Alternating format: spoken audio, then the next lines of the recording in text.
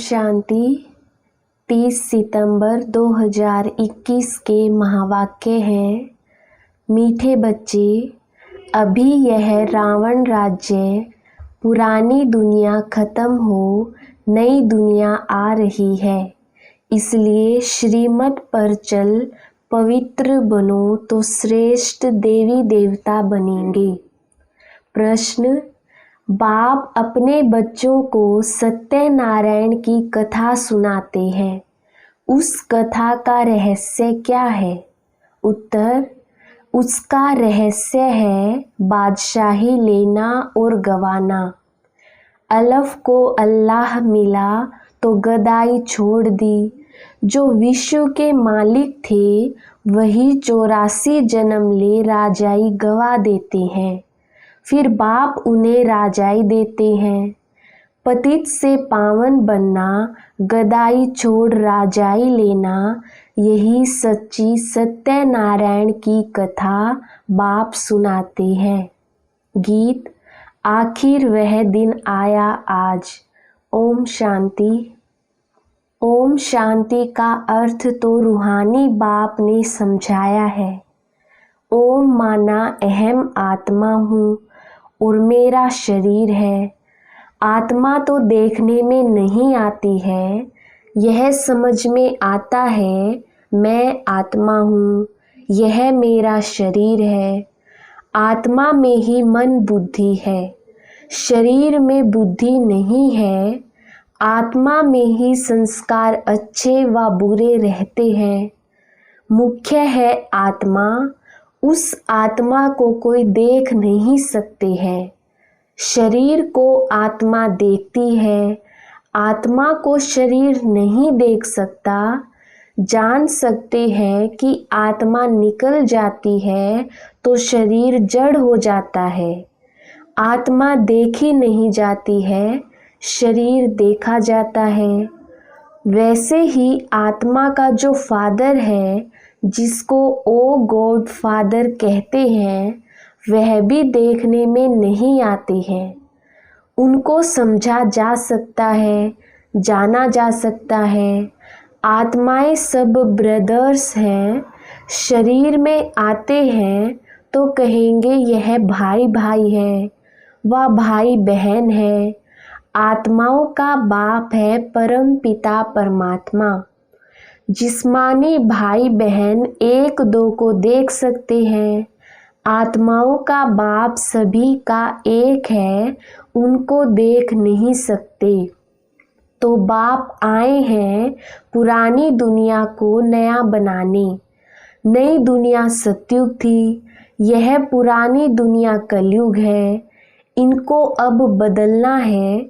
जैसे पुराना घर खत्म हो नया घर बनता है, वैसे यह पुरानी दुनिया खलास होनी है।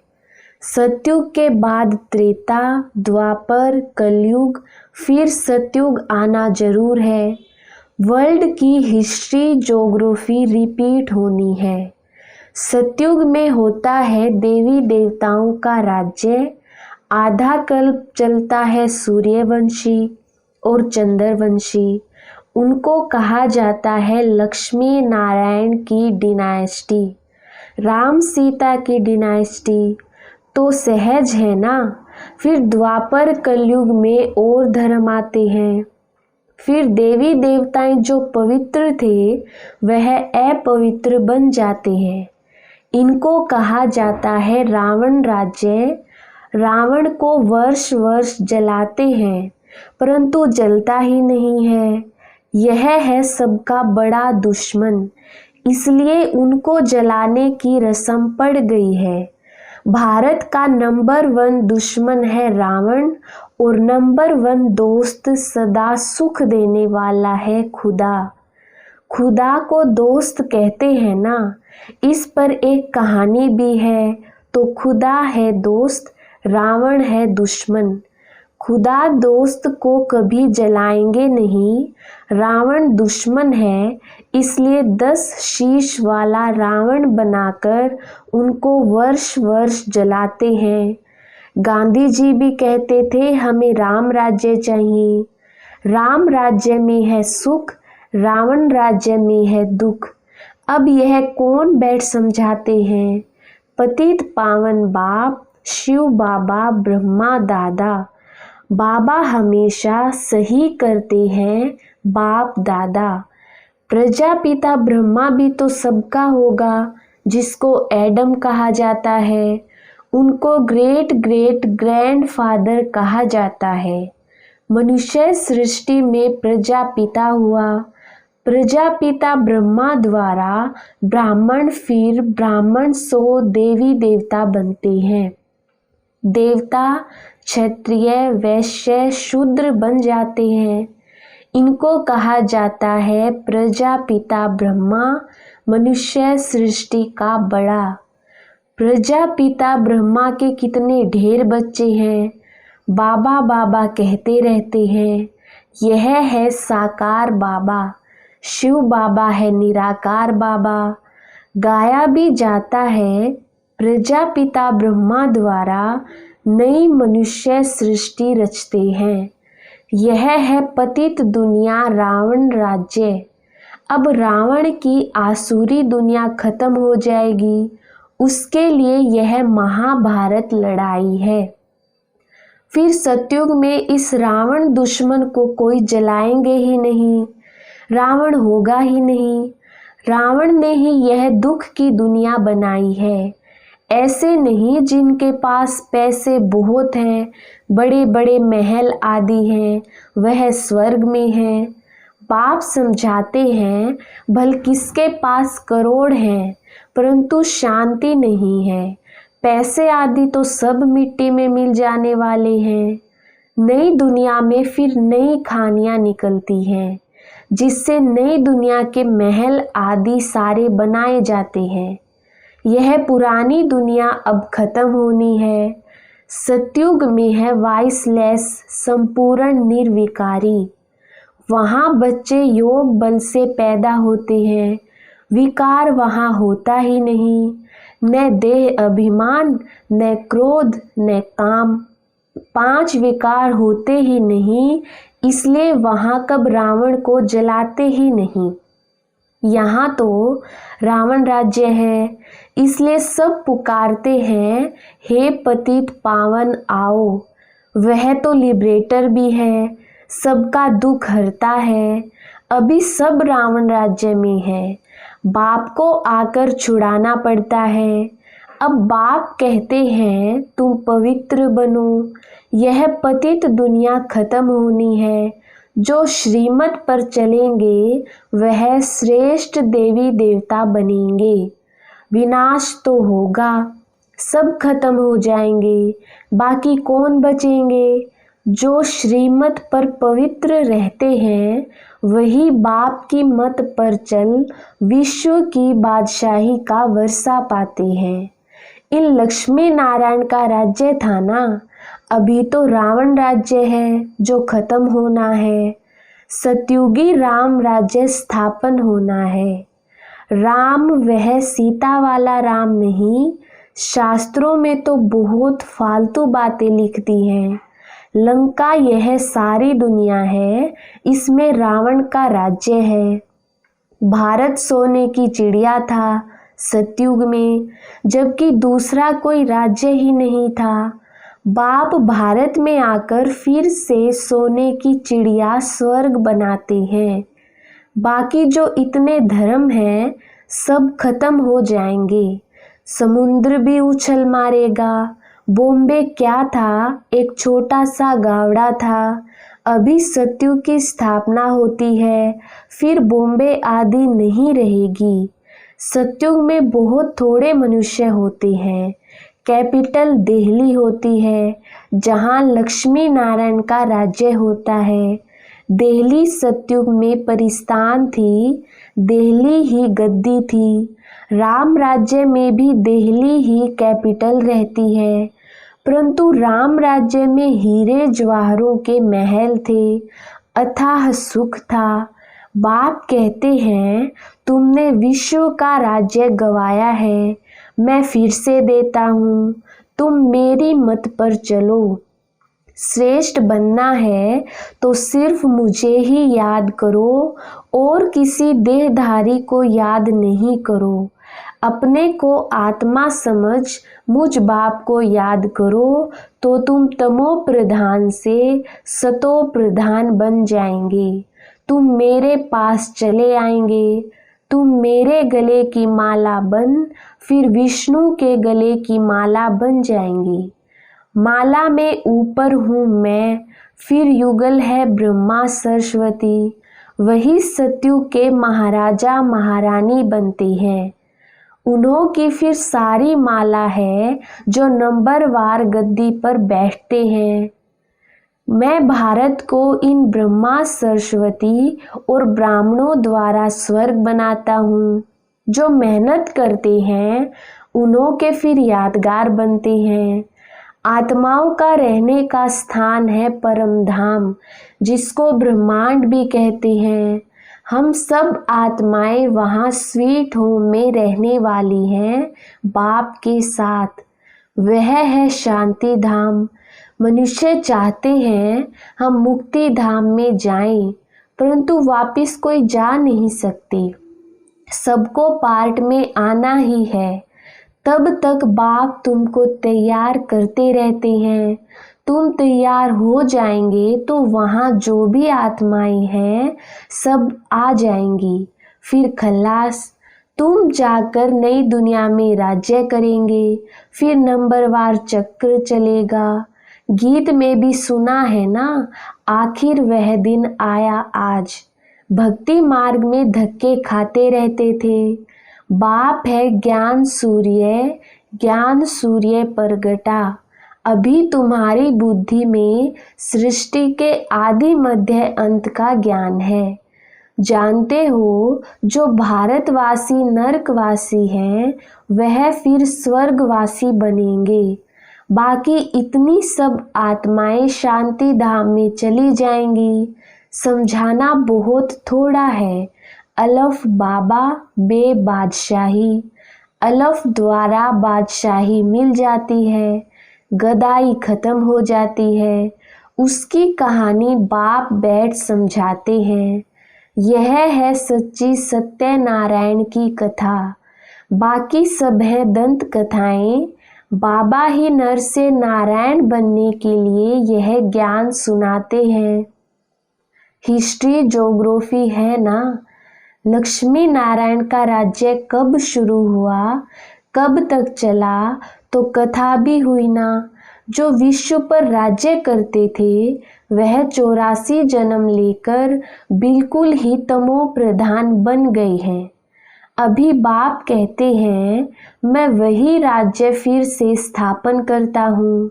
तुम कैसे पतित से पावन, पावन से पतित बनते हो, वह सारी हिस्ट्री ज्योग्राफी समझाते हैं। पहले पहले सूर्यवंशियों का राज्य, फिर चंद्रवंशियों का, उनके बीच दूसरे भी बौद्धि, इस्लामी, फिर क्रिश्चियन आए। फिर वह देवी देवता धर्म जो था सो गुम हो गया। फिर वर्ल्ड की हिस्ट्री ज्योग्राफी रिपीट होगी। शास्त्रों में ब्रह्मा की आयु 100 वर्ष दिखाई हुई है। यह जो ब्रह्मा है जिसमें बाप बैठ वर्षा देते हैं, इनका भी शरीर छूट जाएगा। आत्माओं को बैठ जो आत्माओं का बाप है वह सुनाते हैं। वही पतित पावन है। मनुष्य को पावन बना नहीं सकेंगे। जो खुद ही मुक्त नहीं हो सकते वह औरों को फिर कैसे करेंगे। वह तो सब भक्ति सिखलाने वाले अनेक गुरु हैं। कोई कहेंगे फलाने की भक्ति करो, कोई कहेंगे शास्त्र सुनो। अनेका अनेक मतांतर हैं, इसलिए सब और ही बेसमझ बन गई हैं। अब बाप आकर समझदार बनाते हैं। यह लक्ष्मी नारायण समझदार विश्व के मालिक थे ना। अब कितने कंगाल बन गए हैं। फिर शिव बाबा आकर नरकवासी से स्वर्गवासी बनाते हैं। बाप कितना अच्छी तरह से समझाते हैं कि यहाँ तकदीर जग जाए। बाप आते ही है मनुष्य मात्र की तकदीर जगाने। सब पतित दुखी है ना, सब त्राही त्राही कर विनाश हो जाएंगे। इसलिए बाबा कहते हैं, त्राही त्राही के पहले बेहद के बाप से कुछ वर्षा ले लो। यह जो कुछ दुनिया में देखते हो वह सब खत्म हो जाना है। Fall of Bharat, rise of Bharat, यह भारत का ही खेल है। राइज होगा सतयुग में, अब कलयुग में फॉल होना है। यह सब रावण राज्य का पोंप है, अब विनाश होना है। Fall of world, rise of world, सतयुग में कौन कौन राज्य करते हैं यह बाप बैठ समझाते हैं। राइज ऑफ भारत, देवताओं का राज्य। फॉल ऑफ भारत, रावण का राज्य। अभी नई दुनिया बन रही है, पुरानी दुनिया खत्म हो जाएगी। इसके पहले तुम पढ़ रहे हो बाप से वर्षा लेने, कितना सहज है। यह है मनुष्य से देवता बनने की पढ़ाई। सन्यासियों का है ही निवृत्ति मार्ग, वह धर्म ही अलग है। वह तो गृहस्थ व्यवहार छोड़ चले जाते हैं, उनका है हद का सन्यास। तुमको इस पुरानी दुनिया का सन्यास कर फिर यहाँ आना नहीं है। यह भी अच्छी रीति समझाना है कौन कौन से धर्म कब आते हैं। द्वापर के बाद ही और धर्म आते हैं। पहले सुख भोगते हैं फिर दुख। यह सारा चक्र बुद्धि में बिठाना होता है। जब से तुम चक्र में आते हो महाराजा महारानी बनते हो। सिर्फ अल्फ और बे को समझाना है। बाबा किसको विलायत में जाने की मना नहीं करते हैं। यूं तो सब चाहते हैं कि मृत्यु अपने देश में ही हो। अब विनाश तो होना ही है। हंगामा इतना हो जाएगा जो विलायत से फिर आ भी नहीं सकेंगे। इसलिए बाप समझाते हैं कि भारत भूमि सबसे उत्तम है, जहां बाप आकर अवतार लेते हैं। शिव जयंती भी मनाई जाती है। सिर्फ कृष्ण का नाम डालने से सारी महिमा ही खत्म हो गई है। सर्व मनुष्य मात्र का लिबरेटर यहाँ आकर अवतार लेते हैं। गॉड फादर ही है जो आकर लिबरेट करते हैं। तो ऐसे बाप को नमन करना चाहिए, उनकी जयंती मनानी चाहिए। परंतु कृष्ण का नाम डालने से सारी वैल्यू गुम कर दी है। नहीं तो भारत सबसे ऊंच तीर्थ है। वह बाप यहाँ ही आकर सबको पावन बनाते हैं, तो यह सबसे बड़ा तीर्थ ठहरा। सबको दुर्गति से छुड़ाए सद्गति देते हैं। यह ड्रामा बना हुआ है। अभी तुम आत्माएं जानती हो हमारा बाबा इस अपने शरीर द्वारा यह राज समझा रहे हैं। हम आत्मा इस शरीर द्वारा सुनती है। आत्म अभिमानी बनना है। अपने को आत्मा समझ बाप को याद करो तो कट निकलती जाएगी और पवित्र बन तुम बाप के पास आ जाएंगे। जितना याद करेंगे उतना पवित्र बनेंगे। औरों को भी आप समान बनाएंगे तो बहुतों की आशीर्वाद मिलेगी, ऊंच पद पा लेंगे। इसलिए गाया जाता है सेकंड में जीवन मुक्ति। अच्छा, मीठे मीठे सिकिलधे बच्चों प्रति मात पिता बाप दादा का याद प्यार और गुड मॉर्निंग। रूहानी बाप की रूहानी बच्चों को नमस्ते। हम रूहानी बच्चों की रूहानी बाप दादा को याद प्यार गुड मॉर्निंग और नमस्ते जी। धारणा के लिए मुख्य सार, पहला पॉइंट है, बाप के गले की माला बन विष्णु के गले में पिरोने के लिए संपूर्ण सतो प्रधान बनना है, एक बाप की मत पर चलना है। दूसरा पॉइंट है, ऐसी सेवा करनी है जो अनेक आत्माओं की आशीर्वाद मिलती रहे। त्राही त्राही होने के पहले बाप से पूरा पूरा वर्षा लेना है। वरदान, ताज और तिलक को धारण कर बाप दादा के मददगार बनने वाले दिल तखत नशीन भव। विस्तार, जब कोई तखत पर बैठते हैं तो तिलक और ताज उनकी निशानी होती है। ऐसे जो दिल तखत नशीन हैं, उनके मस्तक पर सदैव अविनाशी आत्मा की स्थिति का तिलक दूर से ही चमकता हुआ नजर आता है। सर्व आत्माओं के कल्याण की शुभ भावना उनके नैनों से व मुखड़े से दिखाई देती है। उनका हर संकल्प, वचन और कर्म बाप के समान होता है।